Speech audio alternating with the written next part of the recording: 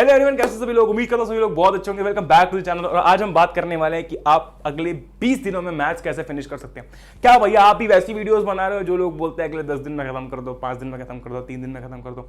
नहीं यार, तुम्हें पता है कि जब भी अथर भैया तुम लोगों के लिए वीडियो लेकर आए हैं, कोई प्रैक्टिकल सोल्यूशन या फिर कोई ना कोई ऐसी चीज के साथ लेकर आए हैं जो कि कभी ना कभी कहीं ना कहीं तुमको हेल्प करता ही है। ठीक है, ये वीडियो मैंने इसलिए स्पेशली अपलोड किया है क्योंकि यहाँ पर मैं तुम्हारे साथ में एक रियल लाइफ एक्सपीरियंस भी शेयर करने वाला हूँ। क्योंकि कोई भी वीडियो बिना लॉजिक और बिना प्रैक्टिकल सोल्यूशन के अधूरा होता है, वो सिर्फ फिर एक व्यूज खींचने वाला वीडियो होता है। ठीक है, आज हम बात करेंगे भैया कैसे आप अगले 20 दिनों में मैथ्स के साथ में डील कर सकते हो। क्या ये पॉसिबल है? क्या हम पूरी एनसीईआरटी कर सकते हैं? ठीक है, या फिर हमें कुछ और तरीका निकालना है, कोई और तोड़ निकालना है जिससे कि हम लोग मैक्सिमम स्कोर कर सके। क्योंकि इस पॉइंट पर 3 तरीके के बच्चे हैं। एक जो सब कुछ पढ़ के बैठ चुका है, भाई बहुत बढ़िया, बहुत अच्छा काम कर रहे हो तुम। ठीक है, दूसरा वो बच्चा यार जिसने थोड़ा थोड़ा पढ़ रखा है, थोड़ा थोड़ा अभी भी बचा हुआ है। ठीक है, और तीसरा वो बच्चा जिसने अभी तो कुछ पढ़ा ही नहीं है। और मैं ये गारंटी के साथ कह सकता हूँ कि इन आखिरी के 2 बाइफर्केशन में सबसे ज्यादा बच्चे आते हैं। इसलिए स्पेशली आज ये वीडियो बनाया गया है। ठीक है, ये वीडियो जैसे कि तुम अपने दोस्तों के साथ में मीम शेयर करते हो ना, ठीक है, इंस्टाग्राम की रीलें शेयर करते हो नहीं करते हो, वैसे ये वीडियो भी अपने दोस्तों के साथ शेयर करो। इसी के साथ साथ अभी तक एक चीज मैं बता दूं कि डेट शीट नहीं आई है। ठीक है, तो जो भी बच्चा दिन भर से इसी डर में लगा रहता है और बार बार वीडियोस देखता है, प्लीज मत देखो। ठीक है, जब ऐसी कोई भी डिलेमा वाली चीज होती है ना, आपको सबसे ज्यादा वीडियोस देखेंगे यूट्यूब के ऊपर। ठीक है, सब भर भर के वीडियोस होंगे, प्लीज उन्हें मत देखो। ठीक है, क्योंकि एक तरीके से तुम्हारी एंग्जाइटी बढ़ाएंगे। यही सेम चीज पिछले साल हुई थी जब सिलेबस रिडक्शन की बात चल रही थी। यही सेम चीज पिछले साल हुई थी जब एग्जाम कैंसिलेशन की बात चल रही थी। ठीक है, तो इन रूमर्स पर प्लीज ध्यान ना दे। जिस दिन आएगा भाई मैं तुम्हें खुद अपडेट कर दूंगा लाइव आके, डेट शीट दिखा के। ठीक है, न्यूज में भी आ जाएगा मेरे हिसाब से, और मैं तुम्हें हर सोर्स से अपडेट कर दूंगा। ठीक, उसकी चिंता तुम मत करो। ठीक है, एंड बस अगर अभी तक सब्सक्राइब नहीं किया है तो आप कर सकते हो उस लाल बटन को प्रेस करके। We are very close to 1 lakh subscribers. बिना किसी देरी के स्टार्ट करते हैं।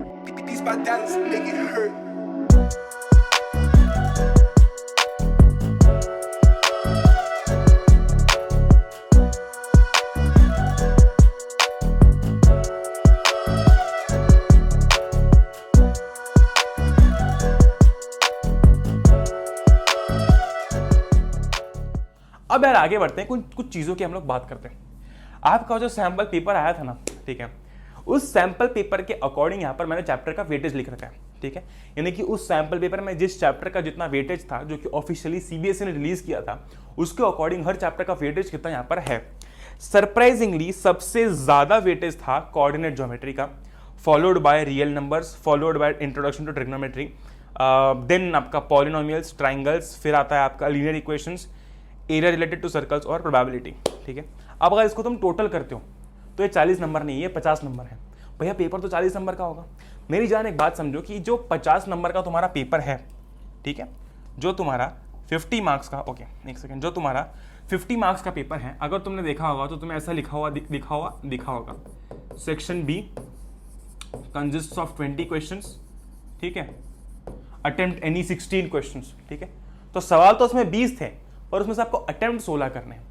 तो सवाल तो 50 नंबर के, लेकिन आपको अटेम्प्ट 40 नंबर के करने हैं। और ये जो मैंने यहाँ पर वेटेज लिख रखा है वो 50 नंबर के अकॉर्डिंग लिख रखा है।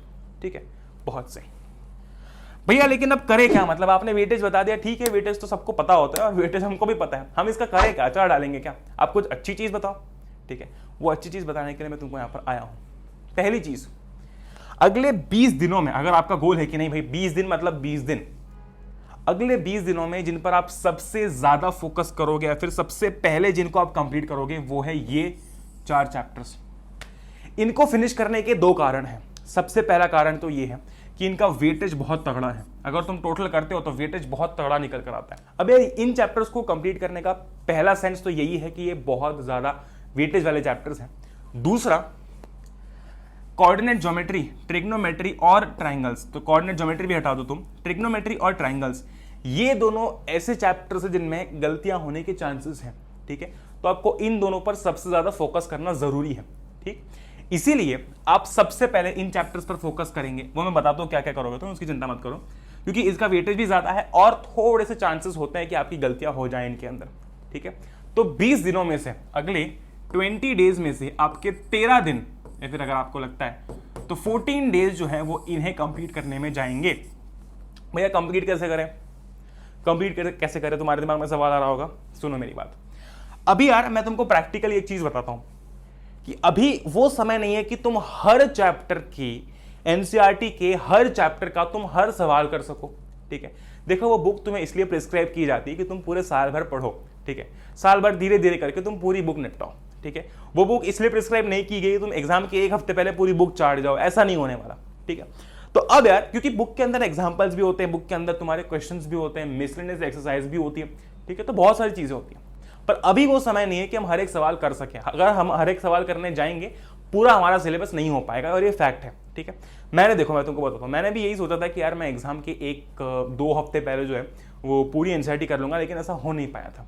ठीक है, वो तो अच्छी बात थी कि स्कूल में मैं थोड़ा सा ध्यान हुआ करता था। ठीक है, तो हमने जो है वो स्कूल में काफ़ी एनसीईआरटी सॉल्व कर रखी थी, पर इन शॉर्ट आप पूरे 1 महीने, मतलब आप पूरे ऐसे 15-1 दिनों में पूरी एनसीईआरटी डेडिकेटेडली नहीं निपटा सकते हो, क्योंकि बाकी सब्जेक्ट भी करने होते हैं। ठीक है, तो भैया करे क्या? सी दिस इज द मंत्र।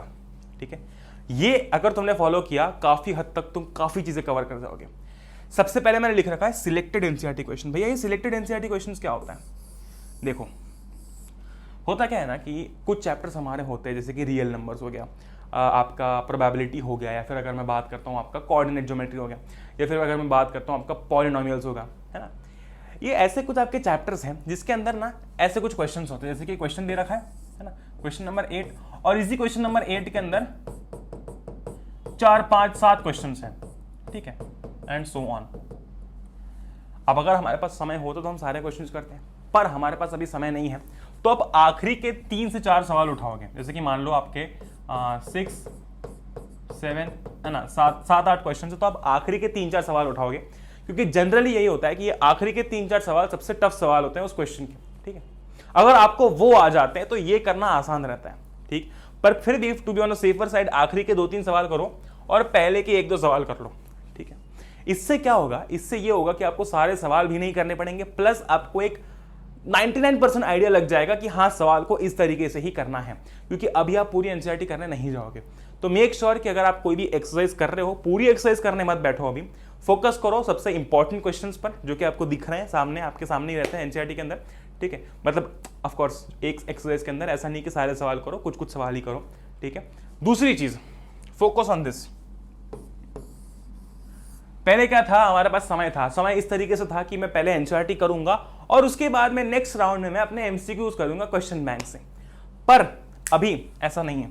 ठीक है, आप जैसे ही अपना लेक्चर खत्म करते हो ये चैप्टर देखने का, ठीक है, जैसे ही आप अपना ये लेक्चर खत्म करते हो, कोई भी लेक्चर खत्म करते हो अपने किसी भी चैप्टर का, एनसीईआरटी से सवाल करो कुछ, और ज्यादा प्रायोरिटी दो आपके एमसीक्यू के क्वेश्चन बैंक पर। ठीक है, यानी कि उस क्वेश्चन बैंक पर जो कि आपने खरीद रखी है, फिर अगर आप खरीदी नहीं है अभी तक आपने, मैं एक चीज बता दूं कि आपको एमसीक्यू की क्वेश्चन बैंक रखना अपने साथ जरूरी है। देखो यार, जब आपके पास में एक फिजिकल बुक होती है ना, उसकी बात अलग होती है। ठीक है, मैं एक चीज बता दूं कि हमने एप्लीकेशन के ऊपर भी आप लोगों के लिए सारे चैप्टर्स के जो है वो क्वेश्चंस डाल रखे हैं, टेस्ट सीरीज के फॉर्मेट में भी डाल रखे हैं और डेली क्विज के फॉर्मेट में भी डाल रखे हैं, तो आप वहां पर जाकर जो है वो एमसीक्यूज अटेम्प्ट कर सकते हो। पर अभी आपके लिए चैप्टर पढ़ने के साथ साथ प्रैक्टिस करना बहुत ज्यादा इंपॉर्टेंट है, और ये प्रैक्टिस इससे होगी। ठीक है, तो ऐप में जाओ, ऐप में जाने के बाद में आपको सारे जो है वो क्वेश्चंस देखने को मिलेंगे, कंप्लीटली फ्री है। ठीक है, और इसी के साथ साथ जिसने भी क्वेश्चन बैंक अभी तक नहीं खरीदी है वो खरीद ले। जैसे कि हम लोगों ने रिकमेंड कर रखा है, आप कोई भी खरीद सकते हो, पर ओसवाल की क्वेश्चन बैंक भी एक अच्छी क्वेश्चन बैंक है जो कि आप परचेज कर सकते हो।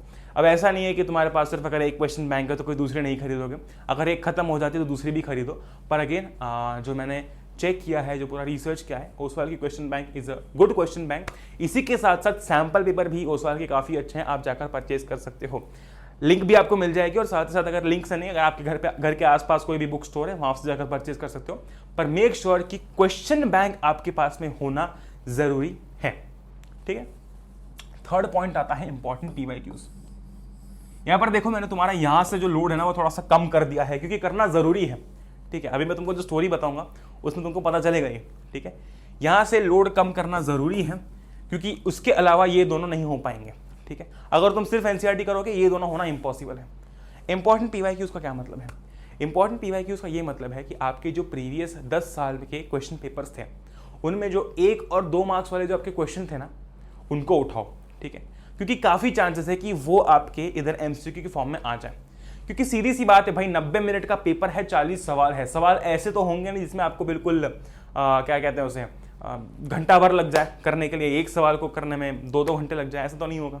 ठीक है, सवाल बिल्कुल ऑप्टिमाइज सवाल होंगे, बहुत ज़्यादा लंबे सवाल भी नहीं होंगे। तो यहाँ पर ट्राई करो कि तुम 1 और 2 नंबर वाले सवाल कर सको। अब मैं तुमको एक चीज़ बताता हूँ, हमने ना यार कभी भी अपने, जब भी मैं कोई भी कंटेंट लेकर आऊँ, तब भी ऐसा बहुत ज़्यादा ढिंडोरा नहीं पीटा। ठीक है, कि अरे मैं तो ये करके ले आया, मैं तो वो करके ले आया। तुम्हें अगर पता होगा तो पिछले साल हम लोग मई में, ठीक है, जब बिल्कुल कोविड ऐसा पीक पर था, उस समय हम लोग 1 पेज नोट्स लेकर आए थे। उस समय ये जो कॉन्सेप्ट था 1 पेज नोट्स वाला, ये बहुत जगह नहीं था, माइंड मैप्स वाला कॉन्सेप्ट था, पर ये 1 पेज नोट्स वाला कॉन्सेप्ट जो है बहुत ही नया सा था, और उस समय हम लोग फ्री में 1 पेज नोट्स लेकर आए थे। दूसरी चीज़, इंपॉर्टेंट PYQs जो मैं बोल रहा हूँ ना तुमको, मैं तुमको ये नहीं बोल रहा हूँ कि जाकर कोई बुक खरीदो, हमने PYQs प्रोवाइड कर रखे हैं। ठीक है, हमने ई बुक्स बना रखी है, तुमको पता है, अगर नहीं पता तो मैं बता दूं, ई बुक्स बना रखी हैं। ठीक है, ये जो ई बुक्स है ना, कंप्लीटली फ्री ई बुक्स है ना। ये कॉन्सेप्ट जो आया था, जब हम लेके आए थे, तो बच्चों को बहुत हेल्प हुई थी। और ट्रस्ट मी, जब मैं कमेंट्स पढ़ता था, मैसेज पढ़ता था, मुझे लिटरली बहुत अच्छा लगता था। इन ई बुक्स के अंदर पिछले 10 साल के सवाल हैं, और सिर्फ मैथ्स ही नहीं, साइंस, सोशल साइंस और आपके मैथ्स के लिए भी अगेन ये ई बुक्स अवेलेबल हैं। इसके अंदर पिछले 10 साल के क्वेश्चंस जो हैं, PYQs जो हैं, वो इंक्लूडेड हैं। ठीक है, तो ये ई बुक्स कंप्लीटली फ्री में हमने अपलोड कर रखी है। 200 300 पेजेस की बुक्स हैं, कंप्लीटली फ्री में अपलोड कर रखी है हमने, खुद नहीं है, पिछले साल के क्वेश्चंस उठा के बनाई है। तो बात वही है यार कि ऐसा नहीं है, कभी कभी कुछ बच्चों को लगता है कि भैया आप तो कुछ कंटेंट प्रोवाइड नहीं करते हो। कंटेंट इतना प्रोवाइड कर रखा है जो कि उस समय इतना ज़्यादा कोई नहीं दे रहा था। ठीक है, उसके बाद आया जो भी आया, बिल्कुल ऐसे लहर में जो आया उसके बाद आया। ठीक है, specially for class 9th and 10th। ठीक है, तो अगेन थोड़ा सा रिसर्च करो, तुमको पता चलेगा कि ऐप में क्या क्या तुमको देखने को मिल रहा है, वेबसाइट पर क्या क्या तुमको देखने को मिल रहा है, और ये सब तुम लोगों के लिए फ्री में लाया गया ताकि तुम घर पर बैठे बैठे इन चीज़ों का इस्तेमाल कर सको। ठीक है, बस इससे ज़्यादा और मैं कुछ नहीं कहूँगा। ठीक, तो यहाँ पर यार आपके NCERT के questions, MCQ questions from question bank and important PYQs, ये मिला के आप 2 से 3 दिन लगाओगे एक चैप्टर के अंदर। बहुत ज्यादा एक्सट्रीम अमाउंट सवाल भी सॉल्व नहीं करने और बहुत कम सवाल भी सॉल्व नहीं करने। ठीक है, ट्राई करो कि एक चैप्टर के तुम 40-50 सवाल सॉल्व कर सको और आगे बढ़ जाओ। ठीक, बहुत बढ़िया, आगे बढ़ते हैं। इसके बाद क्या करें भैया, देखो इसके बाद आते हैं आपके इजी टू फिनिश चैप्टर्स। ये इजी टू फिनिश चैप्टर्स आप 7 दिनों में खत्म कर सकते हो। मैं तुमको अगर एक बात बताऊं तो प्रोबेबिलिटी, ये जो चैप्टर है आपका, ये मुश्किल से तुमको 2 घंटे देगा। मैंने प्रोबेबिलिटी जो है वो एग्जाम के 2 घंटे पहले पढ़ा था। ठीक है, मुझे आज भी याद है, क्योंकि मेरा सब कुछ पूरा हो चुका था, मेरा बस प्रोबेबिलिटी बचा हुआ था। पर मैं अपना मेन जो समय था रिवीजन का वो इसमें नहीं देना चाहता था, क्योंकि मुझे पता था कि ये चैप्टर ईजी है। प्रोबेबिलिटी का फिर भी हर सवाल मुझसे बना था and I scored 75 out of 80। ठीक है, मैं तुमको बताता हूँ क्या क्या सीन रहा था, क्या क्या सीन रहा था, बताता हूँ तुमको। ठीक है, बहुत बढ़िया। इसके बाद जो पॉलिनोमियल्स हैं, ठीक है, ये करने में भी आपको मुश्किल से 2 से 3 घंटे लगेंगे। इसको पढ़ने में आपको 1-आध घंटा लगेगा और इसके सवाल करने में आपको 2 घंटे लगेंगे। ठीक है, क्योंकि इस चैप्टर के अंदर बहुत कम चीजें हैं, बहुत कम चीजें हैं। ठीक है, फिर आता है आपका लीनियर इक्वेशंस। लीनियर इक्वेशंस थोड़ा सा लेंदी चैप्टर है, इसको करने में शायद आपको 2 दिन लग सकते हैं। ठीक है, शायद आपको 2 दिन लग सकते हैं, पर यहां पर मैंने इजी टू फिनिश में इसलिए लिख रखा है क्योंकि ये चैप्टर पढ़ने में आसान है, सॉल्व करने में आसान है, बस लेंदी है। ठीक, और नेक्स्ट आता है आपका एरिया रिलेटेड टू सर्कल्स। ये भी एक बहुत आसान चैप्टर है, इसके अंदर 2-3 फॉर्मूलाज है और सिर्फ उन 2-3 फॉर्मूलाज में ये पूरा चैप्टर खत्म हो जाता है, इसलिए बहुत इजी टू फिनिश चैप्टर है। आप सेम चीज इसमें भी फॉलो करेंगे, जैसे कि मैंने बताया तुमको, आप NCERT के सिलेक्टेड सवाल करेंगे। ठीक है, प्लस आप फोकस करेंगे MCQ क्वेश्चन बैंक पर। ठीक है, एंड PYQs जो है आपको पढ़ने हैं, क्योंकि ये PYQs बहुत इंपॉर्टेंट हैं। ठीक है, MCQ क्वेश्चन बैंक जिसने नहीं खरीद सकता है, प्लस ऐप के अंदर जाकर भी आप क्वेश्चन सॉल्व कर सकते हो। PYQ जिसके पास नहीं है भाई, हमने बुकलेट अपलोड कर रखी है, वो जाकर देख सकता है, लिंक नीचे मिल जाएगी ऐप डाउनलोड करने की, वहां पर आपको सब मिल जाएगा। ठीक है, और NCERT में आपको सारे सवाल नहीं करने हैं, कुछ इंपॉर्टेंट सवाल आपको करने हैं। ठीक है, और वो आपको ना PYQs देख के पता चल जाएगा कि कौन से सवाल इंपॉर्टेंट है, कौन सा नहीं है। ठीक है, वेरी गुड। अब यहां पर यार एक चीज मैं तुमको बताता हूं। देखो हुआ क्या था, बहुत ही प्यारी स्टोरी। हुआ क्या था कि हमारा जब मैथ्स का पेपर था, तो अब मैं ये तुम्हारे साथ शेयर कर रहा हूँ क्योंकि मैं ये समझता हूँ कि यार ये स्टोरी जब तुम सुनोगे ना तो तुम रिलेट कर पाओगे। हुआ क्या था कि प्री बोर्ड के अंदर ना मेरे बहुत ज़्यादा ही कम नंबर आए थे मैथ्स में, क्योंकि मेरा बाकी सब में ऐसे 80 में से 79, 78, 77 ऐसे नंबर थे, बस मैथ्स में बहुत कम नंबर आए थे।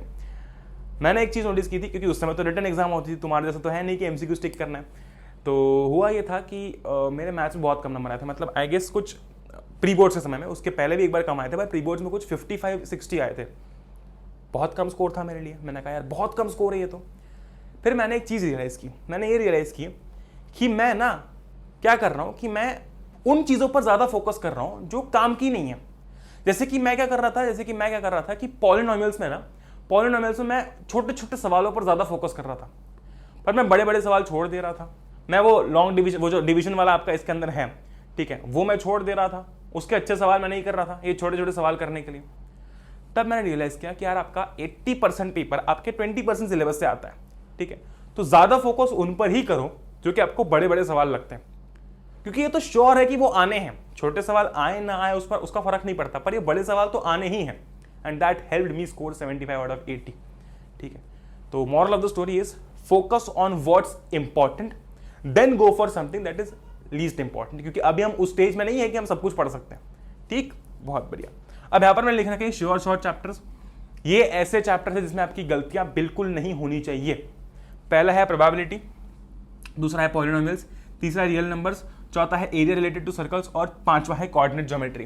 कोऑर्डिनेट ज्योमेट्री के अंदर भी 2-3 ही फॉर्मूलाज हैं, पूरा चैप्टर खत्म हो जाता है। प्रोबेबिलिटी के अंदर है तुमको 1-2 ही फॉर्मूला देखने को मिलेंगे, पूरा चैप्टर खत्म हो जाता है, ठीक है। Real numbers is a very small and easy chapter, polynomials again small chapter, and जैसे कि मैंने बताया एरिया रिलेटेड टू सर्कल्स भी एक बहुत छोटा चैप्टर है, ठीक है। तो इनको इस तरीके से प्रिपेयर करके चलना कि इसमें एक भी गलती नहीं होनी चाहिए, क्योंकि हो सकता है कि ट्राइंगल्स और ट्रिग्नोमेट्री में गलती हो जाए, पर इन चैप्टर्स को आप सबसे ज्यादा अच्छे से प्रिपेयर करके जाओगे, क्योंकि इनमें आपकी गलती होने के चांसेस कम होंगे, ठीक है। तो आप इनमें अपने मार्क्स पूरे स्कोर करके पूरा श्योर हो सकते हो, ठीक है। और इस तरीके से बिना लोड के, बिना टेंशन के आप अगले 20 दिनों में मैथ्स खत्म कर सकते हो, ठीक है, लिटरली खत्म कर सकते हो, ठीक है। With that being said, I hope कि आपको वीडियो पसंद आया होगा, एंड उम्मीद करता हूं कि आप अपने दोस्तों के साथ इसको शेयर करोगे, ठीक है, क्योंकि हम फालतू चीज़ें तो बहुत शेयर करते हैं, अच्छी चीज़ें कभी शेयर नहीं करते हैं। विद दैट बीइंग सेड, सारी जो मैंने बातें की हैं उनकी लिंक्स आपको डिस्क्रिप्शन में मिल जाएगी। सारी चीज़ आपको ऐप में ही देखने को मिलेगी। आपके नोट्स हो गए, आपकी प्रीवियस ईयर की क्वेश्चन पेपर की बुकलेट हो गई, ई बुक हो गई, ठीक है, आपके क्वेश्चंस हो गए, ठीक है, और ओसवाल की जो क्वेश्चन बैंक है और जो सैम्पल पेपर है उनको लेने की लिंक जो है वो भी आपको डिस्क्रिप्शन में मिल जाएगी। पर अगर आपके घर के पास में दुकान है ना, मैं बोलूँगा 1-2 दिन का वेट भी मत करो, जाकर ले आओ, ठीक है, वो ज़्यादा बेटर है तुम्हारे लिए, ठीक। With that being said, I hope all of you are doing great. जय हिंद, वंदे मातरम, एंजॉय करो। We will meet in the next one, till then good bye.